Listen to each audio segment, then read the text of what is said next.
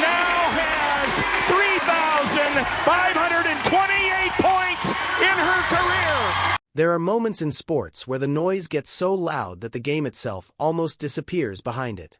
That's exactly what happened the moment Caitlin Clark stepped into the Team USA conversation again. For months, the debate had been boiling. Fans argued. Analysts went back and forth on television.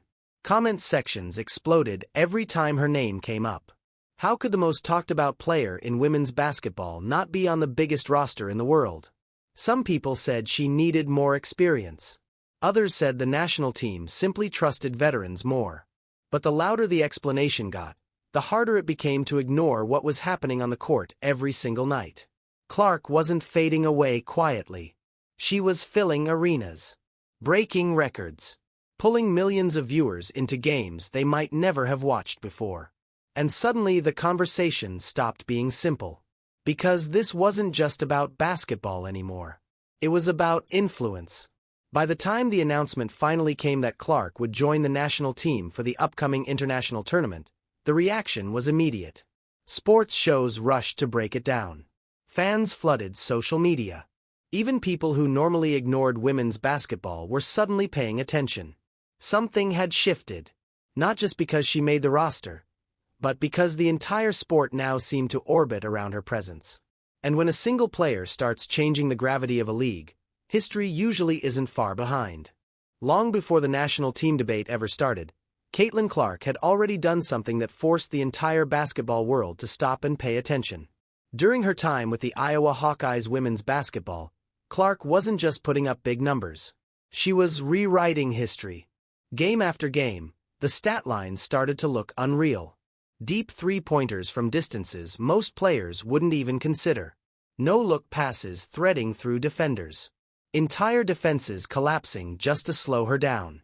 But the moment that sealed her name into the record books came when she passed Pete Maravich to become the all-time leading scorer in NCAA Division I history.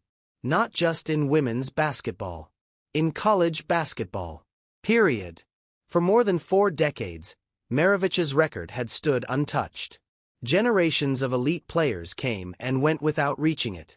And yet Clark didn't just approach the number. She blew past it with arenas shaking and millions watching. What made it even more remarkable was how she did it. Clark wasn't a quiet scorer. She played with a style that felt electric. Pull-up threes from the logo. Fast break passes that seemed impossible until they happened.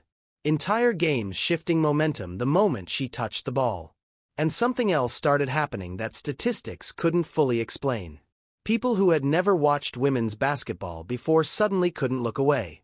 College arenas started selling out weeks in advance. Neutral sites felt like home games. Even opposing fans arrived early just to watch warm-ups. That's when it became clear. Clark wasn't just breaking records. She was changing how people experienced the sport. When Caitlin Clark entered the professional stage, the expectations were already massive. Being selected first overall in the 2024 WNBA draft by the Indiana Fever meant the spotlight was unavoidable. But what happened next went far beyond the usual rookie hype. From the moment Clark stepped onto a WNBA floor, the energy around the league felt different. Cities that had struggled to fill arenas suddenly had packed crowds. Road games that once drew modest attendance were selling out days in advance. Ticket resale prices began climbing in ways the league had rarely seen before. Everywhere the Fever played, fans showed up early just to see her warm up. And once the game started, Clark proved she belonged. She finished her rookie season averaging nearly 20 points per game while leading the entire league in assists. That combination of scoring and playmaking instantly made her one of the most dangerous offensive players in the WNBA. By the end of the season, she had broken the single-season assist record, something few rookies had even come close to touching. The awards followed quickly.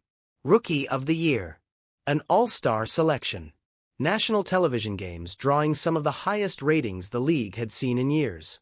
But the impact wasn't just statistical. Clark's presence turned ordinary regular season matchups into must-watch events. Fans who had never followed the WNBA suddenly had a favorite player. Social media clips of her logo threes spread across every platform. And for the first time in a long time, the league felt like it had found a new center of gravity. Yet even while Clark was putting together one of the most impressive rookie seasons the WNBA had ever seen, something unexpected happened. When the roster for the biggest stage in international basketball was announced, her name wasn't on it. For most players, a rookie season like that would make the next step obvious. But when USA Basketball revealed its roster for the 2024 Olympic Games, one name was missing, and it was the one everyone expected to see: Caitlin Clark. The reaction was immediate. Sports networks began debating it within minutes. Analysts argued over experience versus impact. Fans flooded social media trying to make sense of the decision. How could the player drawing record audiences and rewriting WNBA history not make the roster? Some defended the choice. They pointed out that Team USA was built around veterans who had already won on the international stage. Players who understood the unique pace and physicality of international basketball. But that explanation didn't quiet the conversation. Because every time Clark stepped on the court after that announcement, the question came back louder than before. She kept producing highlights. Deep threes that seemed to hang in the air forever. Passes that sliced through defenses before they could react. Games that suddenly felt electric the moment she crossed half court. And every performance fueled the same debate. Was the best rising star in basketball really not ready for the world stage?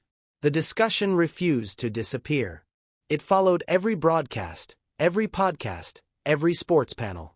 And instead of fading away after the Olympics ended, the argument only grew stronger.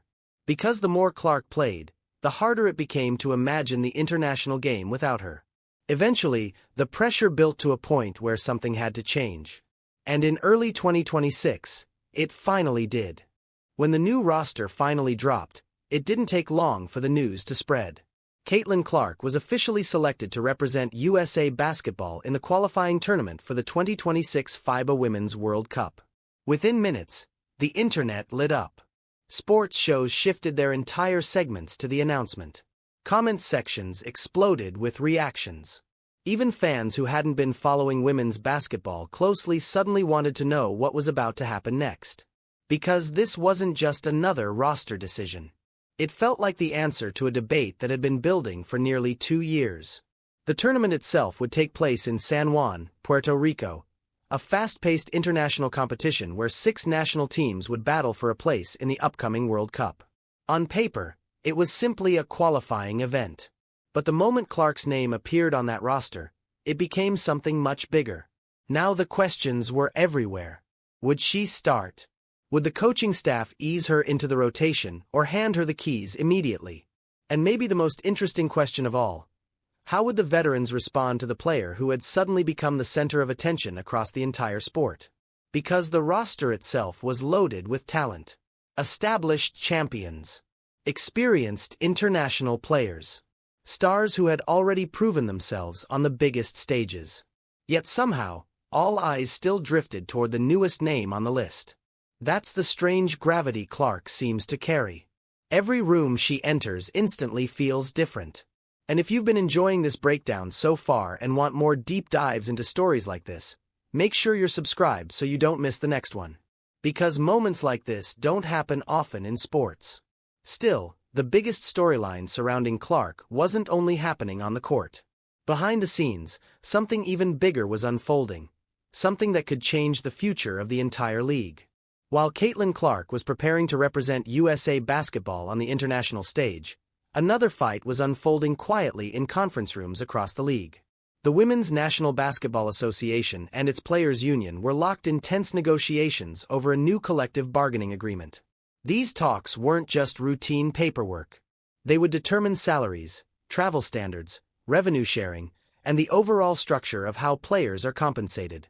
And for the first time in years, the stakes were enormous. Because the WNBA was no longer operating in the same environment it had just a few seasons earlier. Attendance had surged. Television ratings were climbing. Sponsorships were growing.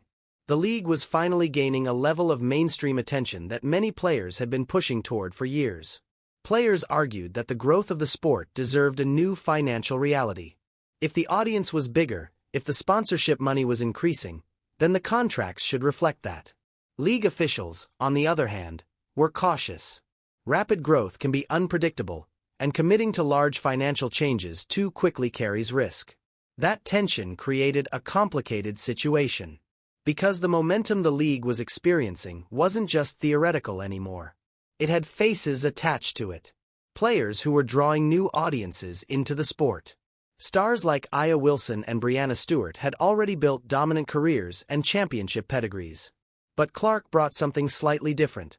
A wave of viewers who had never followed the WNBA before. That shift mattered. If negotiations between the league and the union ever reached a breaking point, it wouldn't just mean a financial dispute.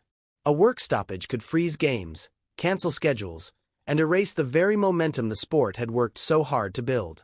And losing that momentum right now would hit differently than it would have just 5 years ago. Back then, a shortened season might barely register outside of dedicated fans. Today, it would make national headlines. Which is exactly why Clark's rise, and the attention surrounding her, suddenly became part of a much bigger conversation than anyone expected. Just as the league was dealing with that pressure, another development quietly changed the conversation again. Caitlin Clark wasn't just becoming the biggest name inside the WNBA. She was starting to appear in places the league had rarely reached before. In early 2026, NBC Sports announced that Clark would serve as a special contributor during its NBA coverage. At first glance, it sounded like a simple media appearance. But the deeper meaning behind it was much bigger. NBC isn't just another sports network. It's one of the most powerful platforms in basketball broadcasting history. The same network that carried the NBA through the era of legends like Michael Jordan and helped shape how millions of fans experienced the sport. So when NBC invited Clark to sit at the desk and break down NBA games, it signaled something important. Her presence in basketball media wasn't limited to the WNBA schedule anymore. She could step into a studio discussing the NBA, analyze plays, talk strategy, and hold the audience's attention just as naturally as she did on the court. And that kind of visibility reaches an entirely different group of viewers. Some of them may have only heard Clark's name in passing before. Others might not follow women's basketball at all. But seeing her confidently discussing the game on one of the biggest stages in sports broadcasting introduces her to a new audience. And new audiences change the entire equation.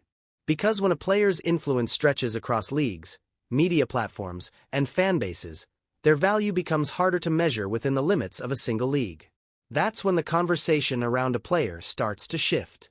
It's no longer just about how many points they score. It's about how much attention they bring to the entire sport. All of that momentum now leads to one stage. San Juan, Puerto Rico.